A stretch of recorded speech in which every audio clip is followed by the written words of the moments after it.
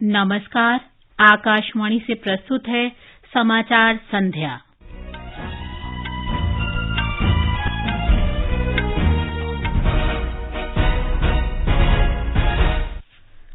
सरकार ने सहकारिता क्षेत्र में विश्व की सबसे बड़ी अनाज भंडारण योजना के लिए 1 लाख करोड़ रुपए की मंजूरी दी। गृह मंत्री अमित शाह ने मणिपुर में सामान्य स्थिति बहाल करने के लिए सुरक्षा प्रबंधों की समीक्षा की।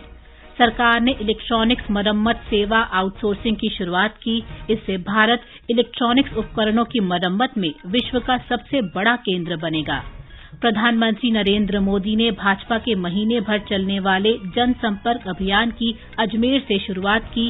कहा, एनडीए सरकार देशवासियों की सेवा और सुशासन के लिए समर्पित। मौसम विभाग ने उत्तर पश्चिम भारत और तमिलनाडु, कर्नाटक तथा केरल के कुछ हिस्सों में आज और कल तेज वर्षा का अनुमान व्यक्त किया।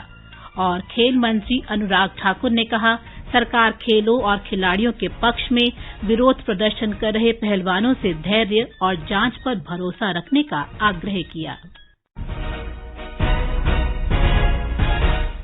समाचार संध्या के साथ मैं प्रियंका अरोड़ा।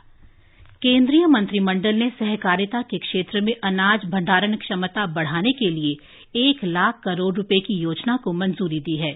सूचना और प्रसारण मंत्री अनुराग सिंह ठाकुर ने आज मंत्रिमंडल की बैठक के बाद बताया कि सहकारिता क्षेत्र में विश्व की सबसे बड़ी अनाज भंडारण योजना के लिए एक अंतर मंत्रालयीय समिति के गठन को मंजूरी दी गई है। इस योजना के क्रियान्वयन के लिए नेशनल लेवल पे कमेटी बनेगी, तो दूसरी राज्य के स्तर पे चीफ सेक्रेटरी के लेवल पे बनेगी और तीसरी जिला के स्तर पे कलेक्टर के अध्यक्षता में डिस्ट्रिक्ट कोऑपरेटिव डेवलपमेंट कमेटी बनेगी। ये हमारी भंडारण की क्षमता भी बढ़ाकर 2150 लाख टन बना देगी अगले 5 वर्षों में। इसके क्रियान्वयन से किसानों को उत्पादन में बेहतर कीमत मिल सकेगी। फूड गेन्स के ट्रांसपोर्टेशन में होने वाले व्यय पर भी कमी आएगी और नष्ट होने से भी हम इसको बचा सकेंगे और देश की फूड सिक्योरिटी को भी सुदृढ़ करेंगे। इस योजना को पेशेवर और समयबद्ध तरीके से लागू करना सुनिश्चित करने के लिए सहकारिता मंत्रालय विभिन्न राज्यों और केंद्र शासित प्रदेशों के कम से कम 10 जिलों में प्रायोगिक आधार पर परियोजना को लागू करेगा। मंत्रिमंडल ने एकीकृत शहरी प्रबंधन के लिए नवाचार, एकीकरण और निरंतरता के लिए शहरी निवेश के दूसरे चरण को भी स्वीकृति दी है। आवासन और शहरी कार्य मंत्रालय का ये कार्यक्रम 2023 से 2027 तक 4 वर्ष के लिए होगा। कार्यक्रम में शहरी स्तर पर एकीकृत अपशिष्ट प्रबंधन, राज्य स्तर पर जलवायु उन्मुख सुधार कार्यों तथा राष्ट्रीय स्तर पर संस्थागत मजबूती पर ध्यान देने के लिए, चक्रीय अर्थव्यवस्था को बढ़ावा देने के लिए चयनित परियोजनाओं में सहायता की परिकल्पना की गई है। पहले कंपोनेंट के अंतर्गत 18 शहरों का चयन किया जाएगा और इन शहरों में सर्कुलर इकोनॉमी से संबंधित प्रोजेक्ट जिसमें इंटीग्रेटेड वेस्ट मैनेजमेंट को फोकस किया जाएगा। दूसरे कंपोनेंट के अंतर्गत राज्य सरकारों द्वारा स्टेट क्लाइमेट सेंटर और climate data observatories, climate action plan जैसे इनिशिएटिव्स को इम्प्लीमेंट किया जाएगा। तीसरा, national institute of urban affairs को क्लाइमेट गवर्नेंस में कैपेसिटी बिल्डिंग हेतु 106 करोड़ रुपए का ग्रांट उपलब्ध करवाई जाएगी।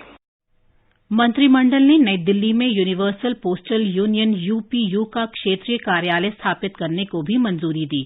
इसका उद्देश्य यूपीयू के साथ समझौता करके क्षेत्र में इसके विकास में सहयोग और तकनीकी सहायता गतिविधियों को शुरू करना है। केंद्रीय गृह मंत्री अमित शाह ने आज मणिपुर में इम्फाल के राजभवन में उच्च स्तरीय सुरक्षा बैठक की अध्यक्षता की और राज्य में सामान्य स्थिति की बहाली के लिए की गई सुरक्षा व्यवस्था की समीक्षा की। बैठक में राज्यपाल अनुसुईया उइके, मुख्यमंत्री एन बीरेन सिंह और पुलिस, अर्धसैनिक तथा सशस्त्र बलों के शीर्ष अधिकारी शामिल हुए। गृह मंत्री ने आज शाम सीमावर्ती शहर मोरहे का दौरा किया और विद्यार्थियों तथा विभिन्न नागरिक संगठनों के नेताओं के साथ बैठक की। बाद में उन्होंने कांगपोकपी जिले का दौरा किया और जनजातीय नेताओं से बातचीत की। श्री शाह ने इम्फाल पूर्वी जिले में एक कॉलेज में खोले गए राहत शिविर का भी दौरा किया। उन्होंने मोरहे और चूड़ाचांदपुर के बेघर परिवारों से बातचीत की और शिविर की स्थिति का भी जायजा लिया। इस बीच राज्य के विभिन्न जिलों में आज सुरक्षा बलों तथा अज्ञात हथियारबंद शरारती तत्वों के बीच गोलीबारी की घटनाएं हुई। चूड़ा चांदपुर और बिष्णुपुर जिले के समीपवर्ती इलाके में आज हुए बम विस्फोट में 3 सुरक्षाकर्मी घायल हो गए। ये समाचार हमारी वेबसाइट newsonair.com/hindi और हमारे mobile app news on AIR पर भी उपलब्ध हैं। समाचार संध्या में आपका फिर स्वागत है। सरकार ने आज इलेक्ट्रॉनिक्स मरम्मत सेवा आउटसोर्सिंग से संबंधित प्रायोगिक परियोजना की शुरुआत की। इस परियोजना को इलेक्ट्रॉनिक्स और सूचना प्रौद्योगिकी मंत्रालय, पर्यावरण, वन और जलवायु परिवर्तन मंत्रालय और अन्य महत्वपूर्ण हितधारकों ने मिलकर तैयार किया है। ये परियोजना देश को सूचना प्रौद्योगिकी से संबंधित विश्व का सबसे महत्वपूर्ण सहायता केंद्र बनाने में मदद करेगी। अगले 5 वर्षों में भारत को इलेक्ट्रॉनिक्स मरम्मत सेवा आउटसोर्सिंग उद्योग से 20 अरब अमरीकी डॉलर का राजस्व मिलने की संभावना है। इससे रोजगार के लाखों अवसर भी सृजित होंगे। इलेक्ट्रॉनिक्स और सूचना प्रौद्योगिकी मंत्रालय ने कहा है कि इस परियोजना की पहचान भारत के लिए एक गेम चेंजर के रूप में की गई है। 3 महीने तक चलने वाली इस परियोजना को बेंगलुरु में शुरू किया जा रहा है। प्रधानमंत्री नरेंद्र मोदी ने कहा है कि भाजपा के नेतृत्व वाली एनडीए सरकार के 9 साल देशवासियों की सेवा, सुशासन और गरीबों के कल्याण के लिए समर्पित रहे हैं। आज शाम राजस्थान के अजमेर में एक विशाल जनसभा को संबोधित करते हुए श्री मोदी ने एनडीए सरकार के 9 साल पूरे होने पर भाजपा के महीने भर चलने वाले जनसंपर्क अभियान की शुरुआत की। रैली में प्रधानमंत्री ने देशवासियों के सामने अपनी सरकार के 9 साल का रिपोर्ट कार्ड पेश किया। देश ने 2014 में सबका साथ सबका विकास के नए संकल्प का आह्वान किया था। आज दुनिया के बड़े बड़े एक्सपर्ट ये बोल रहे हैं कि भारत अति गरीबी को समाप्त करने के बहुत निकट है। पिछले 9 साल में देश के 19 करोड़ से अधिक लोगों को गैस कनेक्शन दिया है। इसने महिलाओं को स्वास्थ्य भी दिया है और सुविधा भी दी है। बीजेपी सरकार ने बीते 3 साल में 9 करोड़ लोगों को पाइप से पानी के कनेक्शन से जोड़ा है। भाजपा सरकार ने न सिर्फ 1 रैंक 1 पेंशन को लागू किया बल्कि पूर्व सैनिकों को एरियर भी दिया।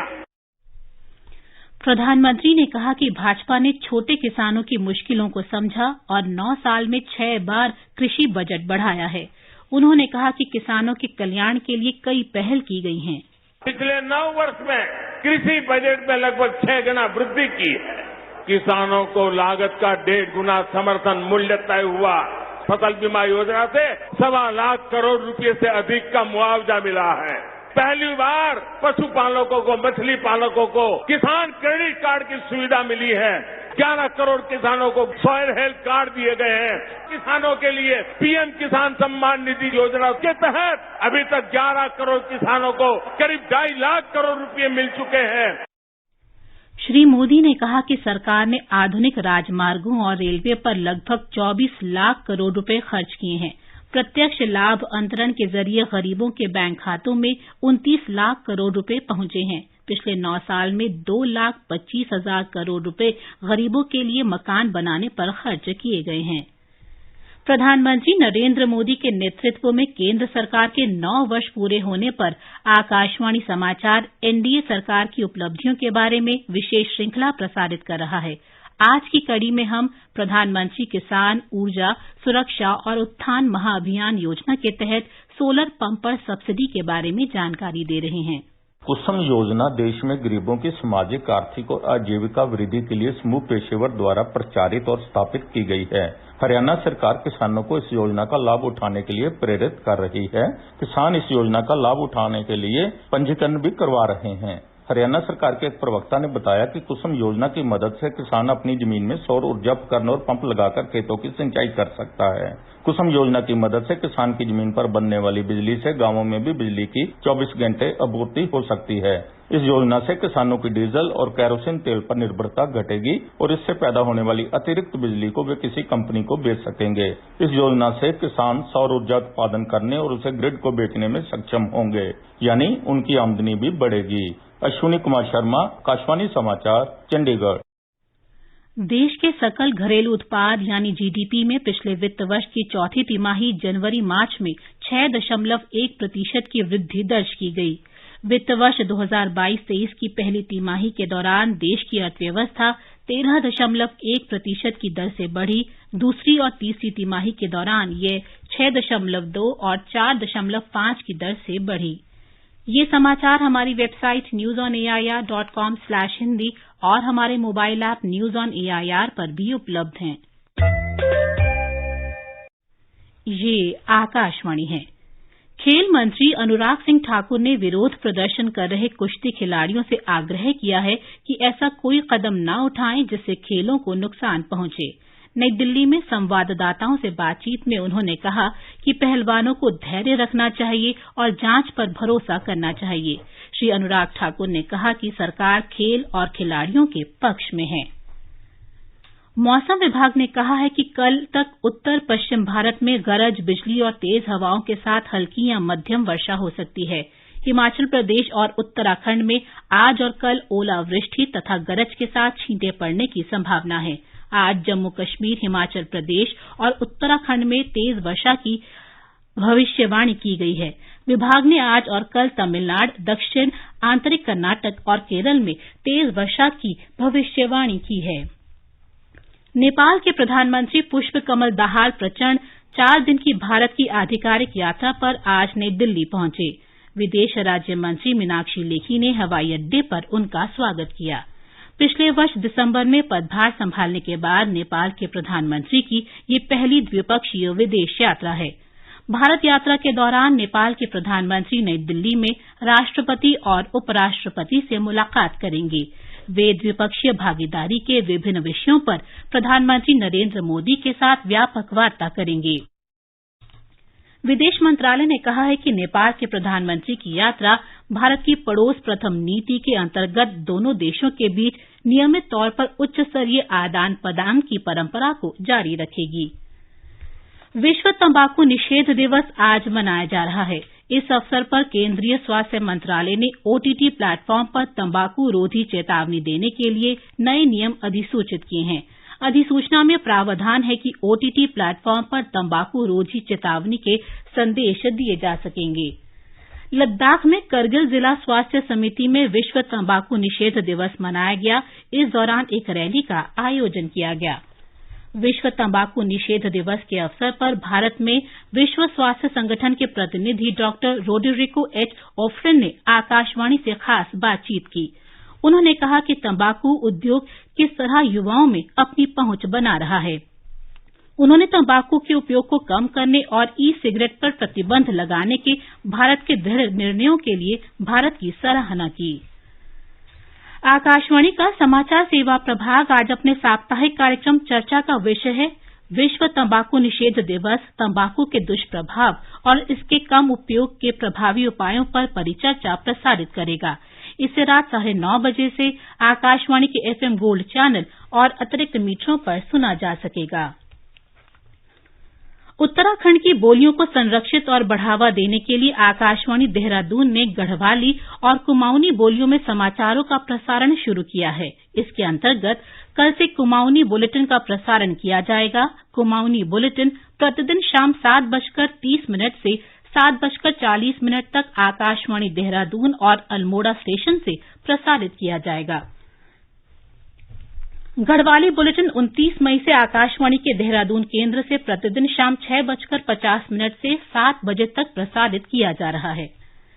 अंत में मुख्य समाचार एक बार फिर। सरकार ने सहकारिता क्षेत्र में विश्व की सबसे बड़ी अनाज भंडारण योजना के लिए 1 लाख करोड़ रुपए की मंजूरी दी। गृह मंत्री अमित शाह ने मणिपुर में सामान्य स्थिति बहाल करने के लिए सुरक्षा प्रबंधों की समीक्षा की। सरकार ने इलेक्ट्रॉनिक्स मरम्मत सेवा आउटसोर्सिंग की शुरुआत की। इससे भारत इलेक्ट्रॉनिक्स उपकरणों की मरम्मत में विश्व का सबसे बड़ा केंद्र बनेगा। प्रधानमंत्री नरेंद्र मोदी ने भाजपा के महीने भर चलने वाले जनसंपर्क अभियान की अजमेर से शुरुआत की। कहा, एनडीए सरकार देशवासियों की सेवा और सुशासन के लिए समर्पित। और खेल मंत्री अनुराग ठाकुर ने कहा, सरकार खेलों और खिलाड़ियों के पक्ष में। इसके साथ ही समाचार संध्या का ये अंक समाप्त हुआ। नमस्कार।